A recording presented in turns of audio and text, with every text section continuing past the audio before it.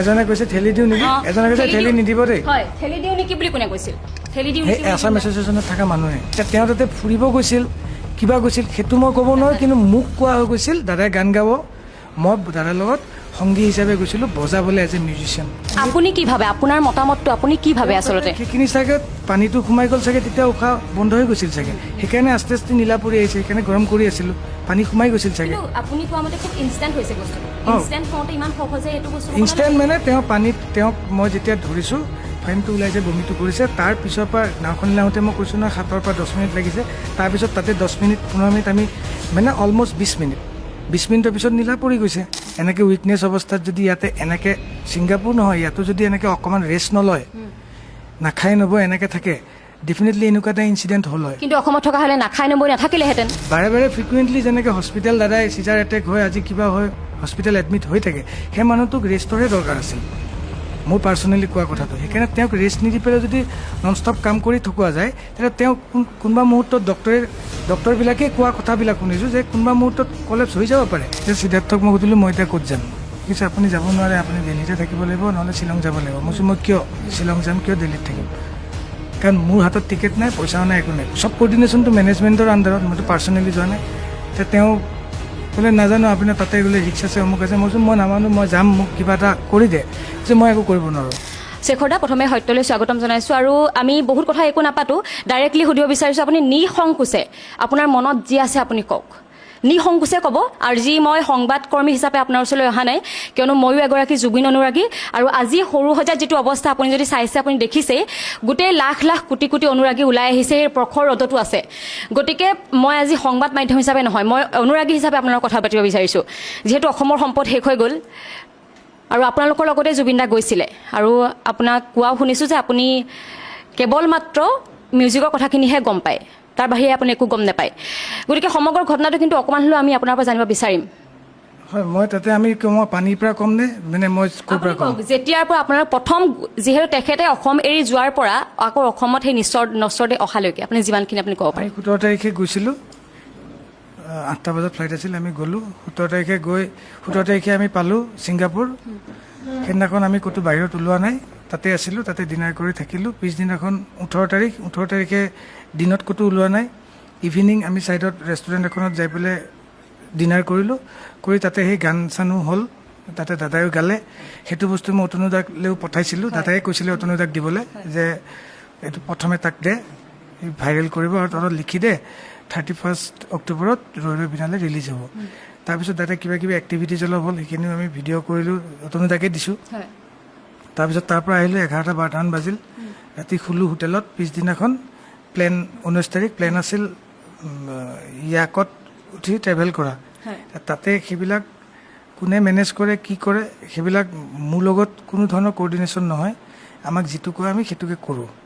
তাৰপিছত আমাৰ পিছদিনাখন দুপৰীয়া 1টা বজাত ওপৰৰ পৰা নামি আহিছোঁ, তলত গাড়ী আছিল, গাড়ী লৈ পেলাই গাড়ীখনত আমাক ইয়াকলৈ লৈ গ'ল, পৰ্টলৈ। ইয়াকত যাই আমি 40 মিনিট 1 ঘণ্টা আমি যোৱাৰ পিছত তাতে এটা পানীৰ দ্বীপ এটা আছে, আইলেণ্ড এটা, তাতে চব বেলেগ বেলেগ ইয়াকো যাই পেলাই তাতে মানুহবিলাক নামি, টুৰিষ্টবিলাক নামি তাতে এক্টিভিটিজ কৰে।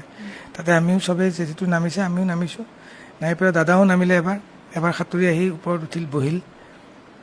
ছেকেণ্ড টাইম দাদা বোলে নামি গৈছে, দাদা বোলে নামি গৈছে বুলি মই কৈছোঁ, মই তেতিয়া অলৰেডি পানীত আছোঁ, দাদা নামাটো মই দেখা নাই, খালি নামি যোৱাৰ পিছত অলপ দূৰ সাঁতোৰাৰ পিছত মই অলৰেডি আছিলোঁৱে পানীত।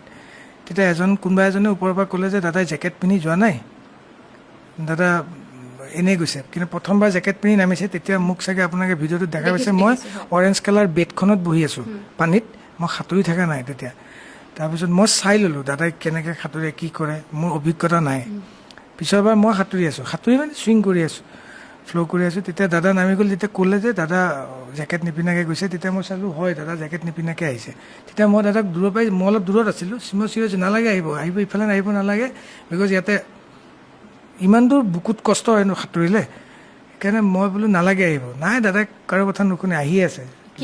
কিন্তু সেইখিনি ভিডিঅ' আমি আচলতে পোৱা নাই, আপুনি যিখিনি কৈছিলে। এতিয়া কোনোবাই পাইছে। কিন্তু আমি দেখা নাই, আমি ভিডিঅ' যিটো পাইছোঁ, আপোনাক মোৰ ওচৰত ভিডিঅ'টো আছে, মই বহি থাকোঁতে হয় তাত বহি আছে, কিন্তু পাছফালৰ পৰা কোৱা হৈছে যে নালাগে, যা নিপিন্ধিলেও হ'ব, আৰু এনেকৈ কোৱা হৈছে যে ঠেলি দিম নেকি? কোনে কৈছিল সেই ঠেলি দিম নেকি জুবিন গাৰ্গক কোনে কৈছিল? মই গম নাপাম। আপুনি যিহেতু আছে, মই আছোঁ মানে মইতো পানীত আছোঁ, হয় মই ওপৰৰ পৰা কোনে কৈছে সেইটো মই পাৰফেক্টলি। আপুনি যদি ভিডিঅ'টো আপুনি চাগে চোৱা নাই, যদি আপুনি চাবলৈ কষ্ট হ'ব পাৰে মই নাজানো, কিন্তু আপুনি যদি চাই এইখিনিতে কথা কৈছে যে ঠেলি দিওঁ নেকি, ঠেলি দিওঁ নেকি, ঠেলি দে, আপুনি চাওক, আপুনি চাওক,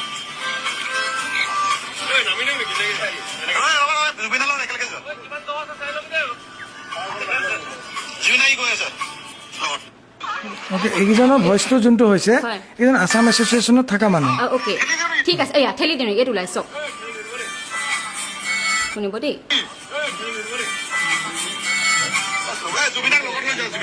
এজনে কৈছে ঠেলি দিওঁ নেকি, এজনে কৈছে ঠেলি নিদিব দেই। হয়, ঠেলি দিওঁ নেকি বুলি কোনে কৈছিল? ঠেলি দিওঁ সেই নেকি বুলি আছাম কোনে- এছ'চিয়েশ্যনত থকা মানুহে তাৰ পৰাই তাতে কৈছে। থকা, তেওঁলোকৰ মই এজনৰে নাম জানো, তন্ময় দা। হয় যিজন দাদাক প্ৰথমবাৰ ভিডিঅ'টোত যে জেকেটটো পিন্ধাই আছিল, সেইজন হ'ল তন্ময় দা। বাকীকেইজনৰ নাম নাজানো, কিন্তু তেওঁলোকৰ লগৰে, তন্ময় দাহঁতৰ লগৰে, নাম নাজানো কিন্তু। নাম নাজানে। আচ্ছা, আৰু এটা এইখিনিতে কথা আপোনাক সুধিব লাগিব, জুবিন দাই প্ৰগ্ৰেম কৰিবলৈকে গৈছিল নে? প্ৰগ্ৰেম প্ৰগ্ৰেম আছিল। মোকতো সেনেকৈ লৈ গৈছে, মোকতো এনেই নিনিয়ে। আপুনি জনামতে প্ৰগ্ৰেমে আছিল নহয় জানো? কিন্তু শ্যামকানু মহন্তই কৈছিল যে জুবিন গাৰ্গে ৰেষ্ট কৰিবলৈহে আহিছিল। কোনে কি কৈছে, তেওঁ এতিয়া যে কৈছে ৰেষ্ট কৰিব গৈছে, কিবা কৈছে, সেইটো তেওঁ গম পাব। তেওঁলোকৰ কি, মোক এনেই লৈ নাযায় নহয়। আগদিনা যে আপোনাৰ দুদিনমান আগত যে বম্বেৰ পৰা আহিছে প্ৰগ্ৰেম কৰি, ভূপেন হাজৰিকাৰ অনুষ্ঠানটোত, তাতে মই নাই নহয়, তাতে তেওঁলোকে অৰ্গেনাইজ কৰিছে। তেওঁ ক'ৰবাত ইনগ্ৰেশ্যন কৰিব যায়, কিবাত যায়, তাতে মই নাথাকোঁ নহয়। কোনোবা চেনেলত টক শ্ব'ত গৈছে, তাতে মই নাথাকোঁ নহয়। মোক ক'ত দেখিছে আপোনালোকে? য'ত প্ৰগ্ৰেম, য'ত ষ্টুডিঅ'ত, আৰু সেইদিনাখন এক্টিভিটিছটো তাত আমি যিহেতু অসমৰ বা বাহিৰৰ জেগা তাত গৈছোঁ, 3 দিনৰ কাৰণে গৈছোঁ। আমি লণ্ডনো গৈছিলোঁ, যাওঁতে তাতে যোনে য'ত ফুৰাই, তেওঁলোকৰ মানুহে যি এৰেঞ্জ কৰে, তাতে আমাকো নিয়ে, দাদাৰ লগত আমিও যাওঁ। নিজে যাম বুলি, নিজে প্লেন কৰিম বুলি একো কৰিব নোৱাৰোঁ। এতিয়া তেওঁ তাতে ফুৰিব গৈছিল, কিবা গৈছিল, সেইটো মই ক'ব নোৱাৰোঁ। কিন্তু মোক কোৱা হৈ গৈছিল দাদাই গান গাব, মই দাদাৰ লগত সংগী হিচাপে গৈছিলোঁ, বজাবলৈ এজ এ মিউজিচিয়ান। আপুনি গম পাইছে আপুনি প্ৰগ্ৰেমতে গৈছে হয়নে? কিন্তু আপোনাৰ এটা ইণ্টাৰভিউ আগতে আমি শুনিছোঁ, যিটো ইণ্টাৰভিউ আপুনি কৈছিলে, কিন্তু জুবিন গাৰ্গৰ আমি চাহটোৰ দৰে থাকোঁ। আপুনি কৈছে, সেই ইণ্টাৰভিউটো মই অলপ দেৰি আগত চাইছোঁ, আৰু আপুনি কৈছে আমি জুবিন গাৰ্গক আমি দেখুৱাই নাথাকোঁ, কিন্তু জুবিন গাৰ্গৰ লগত আমি সকলো কথাই শ্বেয়াৰ কৰোঁ বা সকলো কথাই জানো। কিন্তু আপুনি এতিয়া কৈ দিলে যে আমি অকল মাত্ৰ ষ্টুডিঅ'ৰ ভিতৰত থাকোঁ বা এনেকৈ ধৰণে কথা কৈছে। গতিকে গোটেইখিনি কিন্তু যদি চাবলৈ যায়, কিন্তু মানুহে এতিয়া দুখ পাব যদি আপুনি যদি এতিয়া কয় যে মই অকল প্ৰগ্ৰেম আছে আৰু মই গৈছোঁ লগত, সেইটো কথা কৈ দিলেতো আমি এতিয়া মানি ল'ম বা অসমবাসীয়ে মানি নল'ব। কাৰণ আপুনি আগতেই কৈ থৈছে জুবিন গাৰ্গৰ প্ৰত্যেকটো কথা তেওঁ মোক শ্বেয়াৰ কৰে, ময়ো আপোনাক শ্বেয়াৰ কৰা কথা বুলি কোৱা নাছিলোঁ। আপোনালোকে আকৌ এবাৰ চাই ল'ব। মই কৈছিলোঁ মিউজিকেল যদি কিবা কথা হয়, সেইটো কথাই মোৰ লগত ডিছকাছ কৰে। আজি গানটো কেনেকুৱা হ'ব, ষ্টেজত কি গান গাম, সেইটো বস্তুৱে শ্বেয়াৰ কৰে। বাকী বস্তু মোৰ লগত ক'ত ঘৰ হ'ব, ক'ত যাম, কিহত যাম, নহয়। তেওঁৰ কথাটো কৈছোঁ। তেওঁ ক'ত কিবা কিনিব, ক'ৰবাত যাব, ফ্লাইটত যাব নে কেইদিন থাকিব, সেইবিলাক বস্তু মোৰ লগত তেওঁলোক ঘৰুৱা সেইবিলাক মেনেজমেণ্ট যিহেতু আছে, মেনেজমেণ্ট ৰাখে, সেইটো কাৰণেই আমি মেনেজমেণ্টৰ কথা কাৰণে লগত আহিম বাৰু।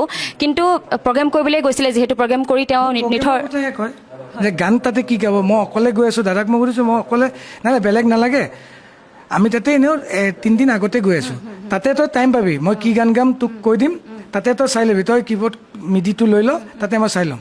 মই সেইবিলাক কথাই, দাদাই চিনেমাখনত কোনটো গান কেনেকৈ বনাব সেইটো মোৰ লগত ডিছকাছ কৰে।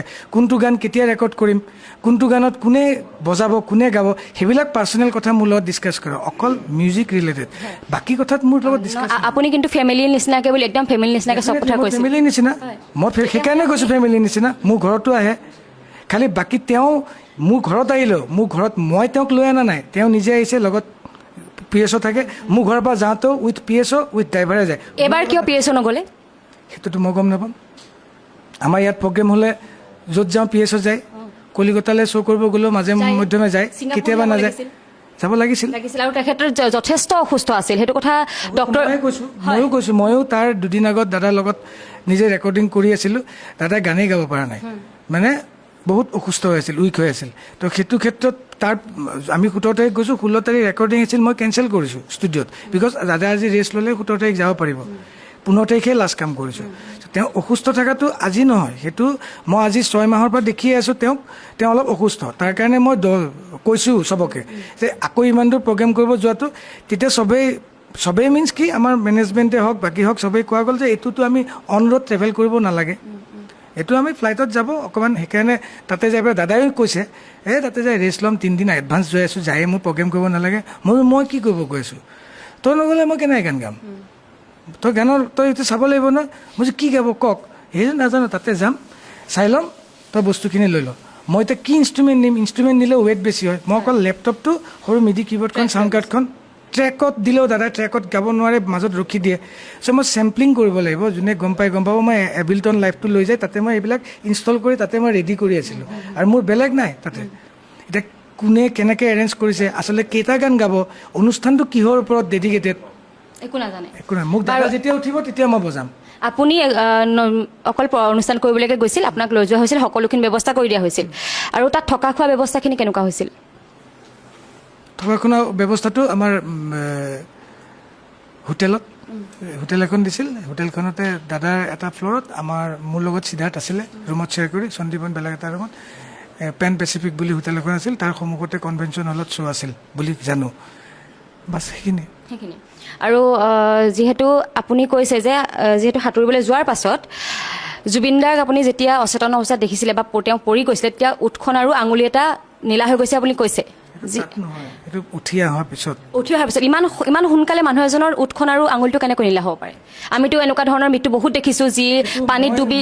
নহয় আপুনি যে কৈছে ইমান সোনকালে, সেইটো ৰহস্য এটা আছে নিশ্চয়। ৰহস্যটো আপোনালোকে গম পাব তেতিয়াহ'লে। মই থাকি পেলাই যিখিনি কৈছোঁ সেইখিনি মই ক'লোৱে ন আপোনাক, যে তেওঁক আপুনি কি ভাবে, আপোনাৰ মতামতটো আপুনি কি ভাবে? আচলতে সেইখিনি চাগে পানীটো সোমাই গ'ল চাগে, তেতিয়া উশাহ বন্ধ হৈ গৈছিল চাগে, সেইকাৰণে আস্তে আস্তে নীলা পৰি আহিছে, সেইকাৰণে গৰম কৰি আছিলোঁ, পানী সোমাই গৈছিল চাগে। আপুনি কোৱা মতে খুব ইনষ্টেণ্ট হৈছে বস্তুটো, ইনষ্টেণ্ট হওঁতে ইমান সহজে সেইটো বস্তু ইনষ্টেণ্ট মানে তেওঁক মই যেতিয়া ধৰিছোঁ, ফাইনটো ওলাইছে, বমিটো কৰিছে, তাৰ পিছৰ পৰা নাওখন লাওঁতে মই কৈছোঁ নহয় 7 পৰা 10 মিনিট লাগিছে, তাৰপিছত তাতে 10 মিনিট 15 মিনিট আমি মানে অলমষ্ট 20 মিনিটৰ পিছত নীলা পৰি গৈছে, নখটো নীলা পৰি আছে, আস্তে আস্তে নীলা পৰিছে, সেইটোৱে মই কৈছোঁ।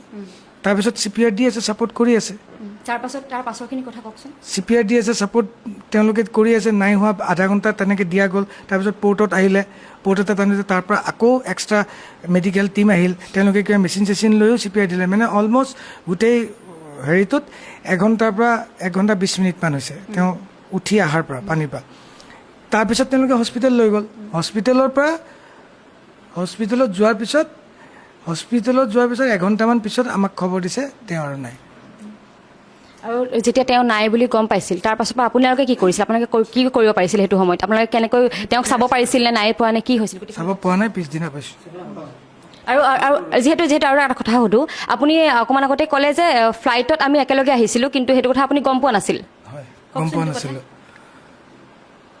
ফ্লাইটত মই নিজাকৈ টিকেট কাটি আহিছিলোঁ, এয়াৰ ইণ্ডিয়া ফ্লাইটত, আৰু দাদাক বেলেগকৈ নিয়াৰ কথা আছিল চাৰ্টাৰত, কিন্তু নাজানো কি হ'ল, যোনে কৰিছে ঠিক তেওঁলোকে গম পাব। ফাইনেলি ইয়াত লেণ্ড হওঁতে গম পাইছোঁ যে দাদা মই অহা ফ্লাইটখনতে আহিছে তলত, মানে কফিনটো। আৰু তেতিয়া দাদাক লৈ যাওঁতে সেইখিনি এটা অনুষ্ঠান এটা কৰিছে তেওঁলোকে, সেইটোৱে। মই সেইখন ফ্লাইটতে আহিলোঁ ফাইনেলি। আৰু এটা কথা কিন্তু আপুনি সময় অকণমান দিবই লাগিব, আৰু এটা কথা সুধিব লগা আছে। স্ক্ৰীনশ্বট কেইটা বহুতটা ভাইৰেল হৈ আছে, তাত আপুনি এটা উল্লেখ কৰিছে, এই কথাটো সকলোকে দুখ দিছে যে জুবিন দা ছিংগাপুৰত নহ'লেও কিন্তু অসমত থাকিলেও মৰিলেহেঁতেন। জুবিন দা, মই যে আপোনাক অকণমান আগত কৈছোঁ, 1 বছৰ আগৰ পৰা 6 মাহ আগৰ পৰা জুবিন দাক অসুস্থ দেখি আছোঁ।